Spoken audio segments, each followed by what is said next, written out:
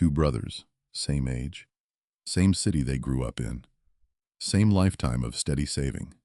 And at 73, the year the IRS forces both of them to begin withdrawing from their retirement accounts, one of them owes nearly twice the tax of the other. Walter's first required minimum distribution, $32,075.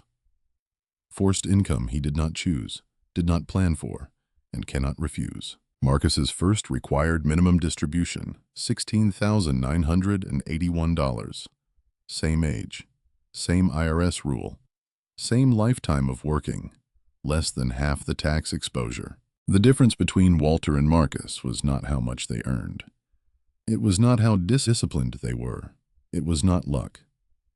It was one decision, made 8 years earlier, that Walter never made, and Marcus did. And by the time Walter understood what that decision was worth, the window to replicate it was closing. Here is what happened. Walter is 71 years old. He lives in Columbus, Ohio, and spent 32 years managing logistics for a manufacturing company before retiring at 67 with a pension, a Social Security benefit, and an $850,000 traditional IRA that he had built steadily over 3 decades of careful saving. He had done everything right. He had never touched the account early. He had left it to grow. 2 years before his 73rd birthday, Walter sat down one evening with his laptop and pulled up the IRS website. He had watched a video about Roth conversions, something he had heard mentioned before but never investigated. And for the first time in his life, he searched for the words, RMD worksheet. He found the form. He typed in his balance. He did the calculation, $32,075 every year, starting at 73. Whether he wanted it or not, that number changed everything Walter thought he knew about his retirement plan. Have you ever run your RMD number? Most people have not until the year it starts, and by then the account has grown for years without any consideration of what the first forced withdrawal will actually look like. The required minimum distribution is not optional. It is not negotiable.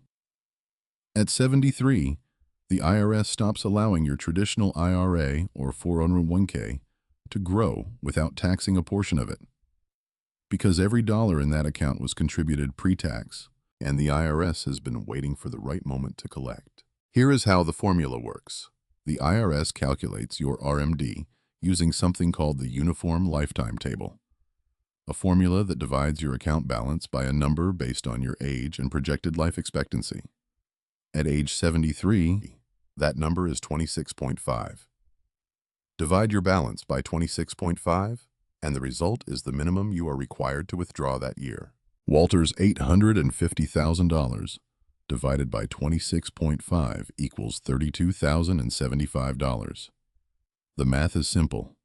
The implications are not, because that $32,000 does not exist in isolation. It lands on top of everything else Walter is already receiving. Walter's pension pays him $18,000 per year. His Social Security benefit is $28,000. Before his RMD even begins, his annual income is $46,000. Add the $32,000 forced withdrawal, and his total income in his first RMD year is $78,000. Now here is where the second layer of damage appears, one that most people who understand RMDs still miss. Social Security taxation uses what the IRS calls your combined income, your adjusted gross income, plus any non-taxable interest, plus half of your Social Security benefit. If that combined income number crosses $34,000 for a single filer, up to 85% of your Social Security benefit becomes taxable.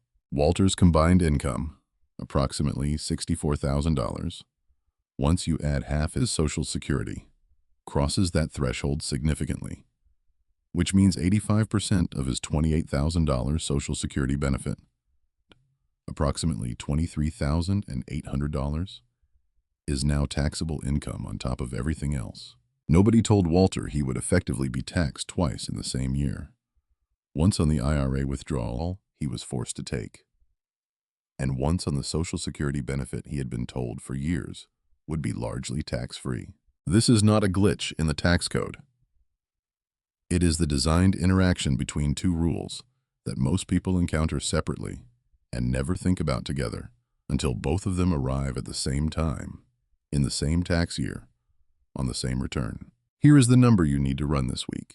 Find your current AGI, your adjusted gross income from last year's tax return. Add any non-taxable interest. Then add half of your annual Social Security benefit. If that combined number is already above $34,000 for a single filer or $44,000 for a married couple, your Social Security is already being taxed at up to 85%, and your first RMD will not improve that situation. The third thing Walter discovered, and the one that connected most directly to something his brother Marcus had mentioned years earlier, is the relationship between RMD size and Medicare premiums.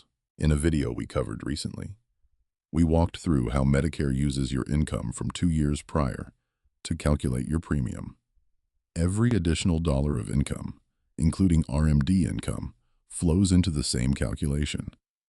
Walter's projected income at 73 keeps him below the first IRMAA threshold for 2026.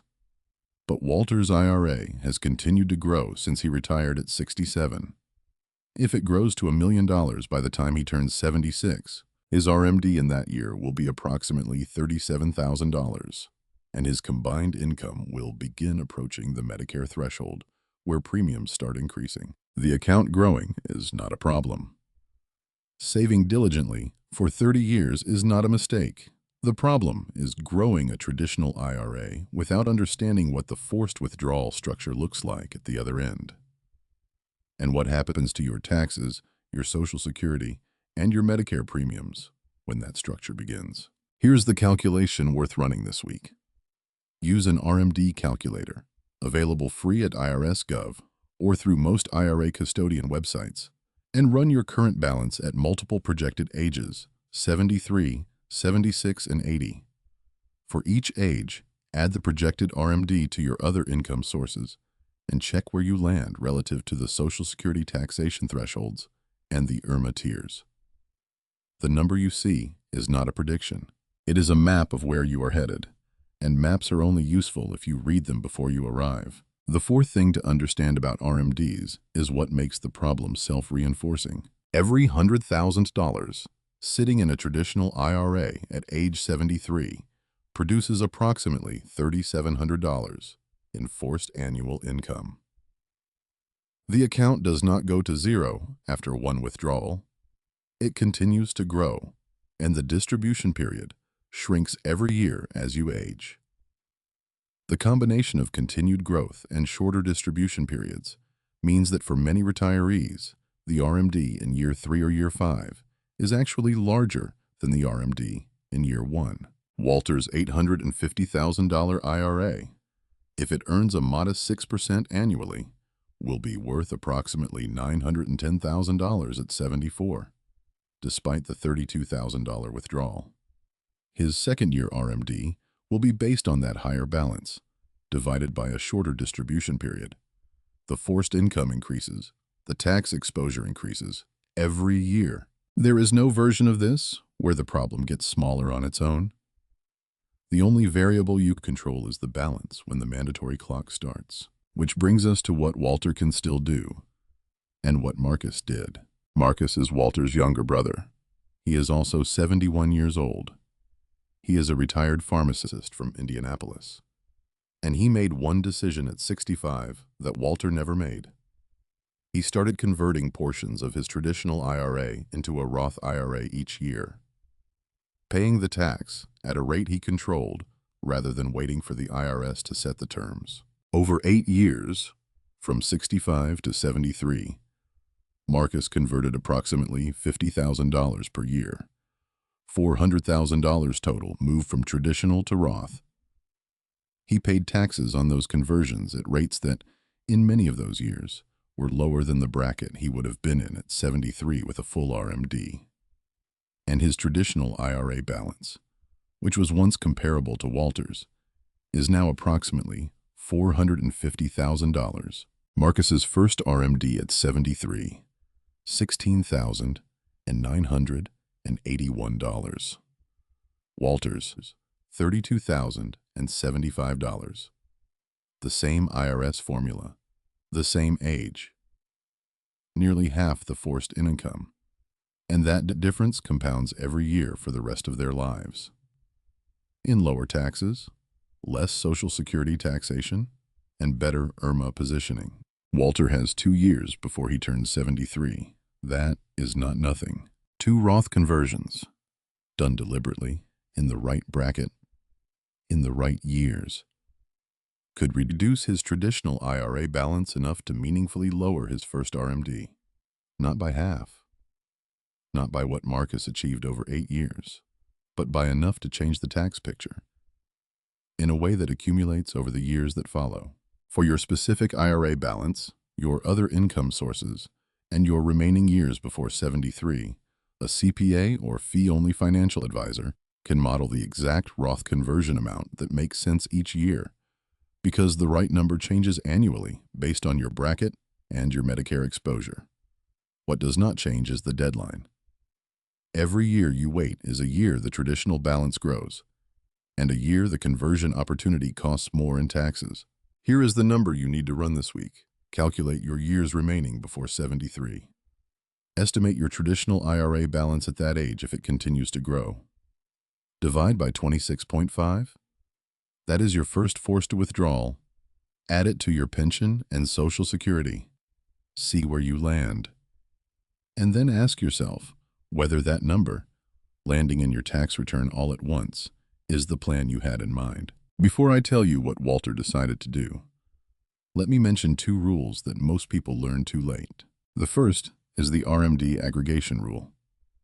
If you have multiple traditional IRAs, you are required to calculate the RMD for each one separately, but you are allowed to withdraw the total amount from any one or combination of those accounts. You do not need to take a proportional withdrawal from every IRA you own. This gives you some flexibility in which accounts you draw from and in what sequence. The second rule applies if you still have a 401k from a former employer. The RMD from a 401k cannot be aggregated with your IRA RMDs. Each 401k requires its own separate withdrawal. This is one of the reasons many retirement planning advisors recommend rolling old 401k accounts into IRAs before age 73. It simplifies the calculation and consolidates your required withdrawal into a more manageable structure. Walter called his CPA the week after he ran his RMD number. He had 2 years. He and his CPA mapped out 2 Roth conversions, $45,000 in the first year and $40,000 in the second, staying within the bracket that kept his Medicare exposure managed. It would not eliminate the RMD problem, but it would reduce it. And for Walter, reducing it was the only option still available. The gap between Walter and Marcus is not unfair. Marcus simply started asking the question earlier. Walter is asking it now. That is still worth something. Before you close this video, I want to ask you the question Walter asked himself at 71. Go to irs.gov. Search for the RMD worksheets. Find your current IRA and 401k balance. Divide it by 26.5. That number, the minimum the IRS will require you to withdraw in the first year after you turn 73. Is it the number you expected? Because for most people, it is not. And the gap between what they expected and what is actually coming is exactly the gap that Roth conversions, sequencing decisions, and one honest calculation could close. If they make it in time. Leave a comment below and tell us, how old are you right now, and have you run your RMD number yet? You do not need to share the amount. Just tell us whether you knew this was coming, or whether today was the first time you saw it. Because that answer tells you exactly how much time you still have to do something about it. Subscribe for a new video every week on the retirement rules that shape your taxes, your Medicare premium, and the decisions you did not know you were making.